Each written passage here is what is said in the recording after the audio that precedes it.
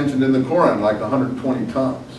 That's his biggest hero. So you can see where the shifts went, what the debts are, and how these things work. But I just read you that from Paul. There's other material from Paul where he's just ferocious about cursing. One of my favorites, and I won't do any more than this, but since everyone is innocent in this world until they're shown new things and then they become more sophisticated. After all that, in chapter 4, what he's really going on about is the law and circumcision, because circumcision for the Jews was a sign of the law. I don't care if you're circumcised or not. Personally, me, it doesn't make any difference to me whether you observe the law or you don't, because I don't observe any law myself. I'm not trying to hang the law on anyone. I just like people to be consistent and to use the documents in a consistent way, and not to bulverize them and turn them into pieces of fragments that you just use to your own advantage and ad hominem arguments. So if you're going to go back to the thing, you can't then say that the Jews are the children of Hagar, when in fact they're not, or at least they don't think they are. You can't use the documents illegitimately, which is what he does. But in any case, his main thing then is what he's after. See, for in Christ Jesus there's neither circumcision or lack of circumcision. This is chapter 5 of Galatians. You were running well, my communities. What stopped you?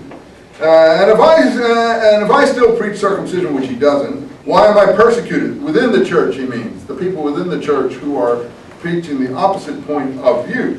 The people within the church are saying, yeah, you must be circumcised in order to become into the covenant. To be heirs to the covenant, you want to be heirs to the covenant. Well, the covenant in Genesis says over and over again that circumcision is the sign of the covenant. I'm not saying you should or you shouldn't. But if you claim to be heirs, you can't take the covenant in one breath and chuck it aside in the other and pick and choose what you want. That's what they're saying. But that's not what Paul says. So finally, and the answer to that, brothers, if I'm still persecuted, if I'm still preach circumcision, which he doesn't, why am I persecuted? Then the stumbling block of the cross has ceased. And he says the cross is the stumbling block for these people. I wish that they were causing you to doubt with themselves cut off. And he says double entendre there. He shows that the people who are coming are the circumcisers who are cutting off, the circumcising way. So he wants them basically to cut themselves off, cut their own gonies off, if you want. That is a ribald attack on the other ones. It shows that this guy can get down and dirty and can really be nasty when he wants to be.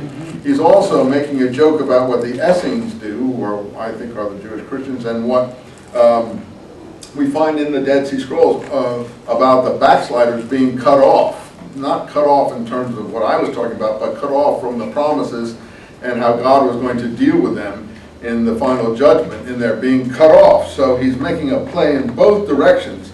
The fact that his enemies want to cut him off and expel him, as well as their cutting off. And he says, I wish they would themselves cut off, a double entendre, both about their sexual parts and about the fact that they want to, what do you call it? And that's when you throw someone out, not just banish, but when you pronounce, excommunicate someone and shun them.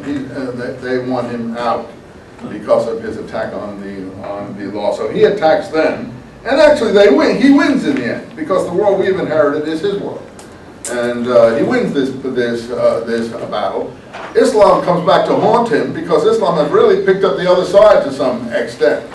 Regardless of the Islam-Jewish problem, Islam has really picked up the other side. So in fact, these things went back down into the Arabian Peninsula, boiled up, and popped up back into Muhammad's materials.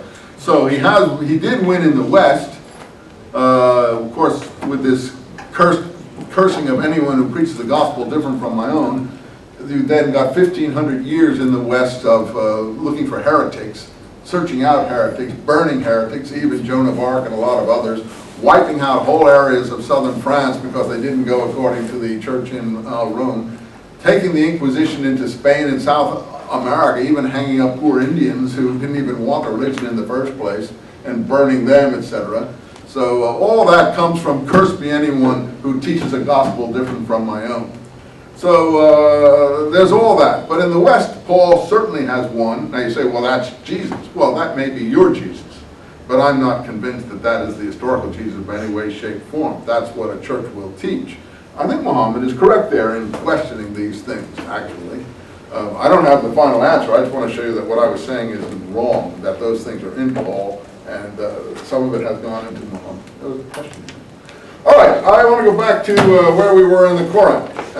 That's an aside, but if you're interested in religious history, you see how relevant all that. Now, if you're a Muslim, for instance, and have never heard these things, I don't think it hurts you to know about other religions the same as we're studying your religion.